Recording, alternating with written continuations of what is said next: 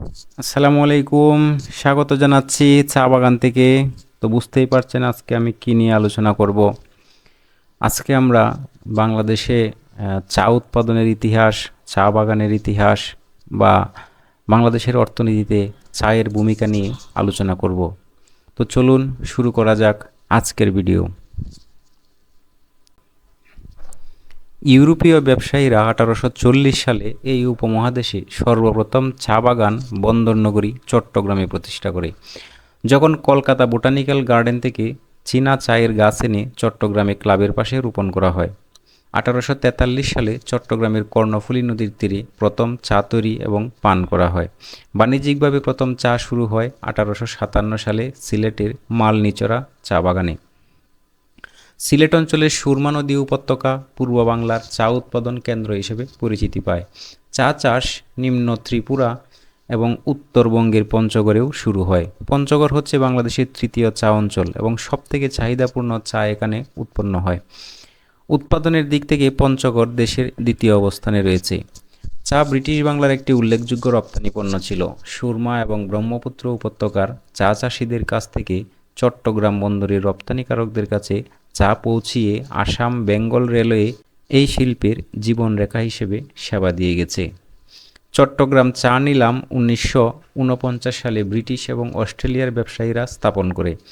James Finlay এবং Duncan ব্রাদার্সের মতো British company একসময় এই শিল্পের আধিপত্য করেছে। ইস্পাহানি পরিবারও এই শিল্পের এক বিখ্যাত অংশীদার ছিল। এরপরেই চা হচ্ছে বাংলাদেশের সবথেকে বেশি রপ্তানি হওয়া অর্থকরী ফসল। এই শিল্প থেকে জাতীয় জিডিপির 1% আসে। চা উৎপাদনকারী জেলাগুলো হচ্ছে মৌলভীবাজার, হবিগঞ্জ, সিলেট, চট্টগ্রাম, পঞ্চগড়, ব্রাহ্মণবাড়িয়া এবং রাঙামাটি। মৌলভীবাজারে 92টি, হবিগঞ্জে 24টি, সিলেটে 19টি, চট্টগ্রামে 22টি, পঞ্চগড়ে 37টি, রাঙামাটিতে 2টি, ঠাকুরগাঁওয়ে 10টি চা বাগান রয়েছে। বর্তমানে চা উৎপাদনের দিক থেকে প্রথম স্থানে রয়েছে মৌলভীবাজার জেলা, দ্বিতীয় স্থানে রয়েছে পঞ্চগড় জেলা এবং তৃতীয় স্থানে রয়েছে চট্টগ্রাম জেলা। একসময়কার বিশ্বের প্রধান একটি চা রপ্তানিকারক দেশ বাংলাদেশ এখন মাত্র সাধারণ এক রপ্তানিকারক দেশ। বাংলাদেশি মধ্যম শ্রেণীর উত্থান এই শিল্পকে লাভজনক দেশীয় বাজারের দিকে আলোকপাত করে ব্যাপকভাবে চালিয়ে নিয়েছে। বর্তমানে এই সেক্টরটি মোমো Ispahani limited, Kazi and Kazi, Transcom group, James Finlay Bangladesh, Orion group, Abul Khair group, রেবনল টি লিমিটেড এবং ডানকান ব্রাদার্স লিমিটেডের মতো বাংলাদেশি প্রতিষ্ঠান দ্বারা পরিচালিত হচ্ছে।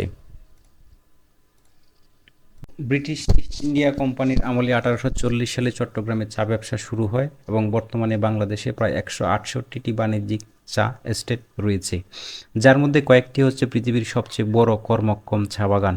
এখানকার এই শিল্প বিশ্বের 3% চায়ের উৎপাদন করে থাকে এবং 40 লক্ষ লোকের কর্মসংস্থানের সুযোগ করে দিয়েছে।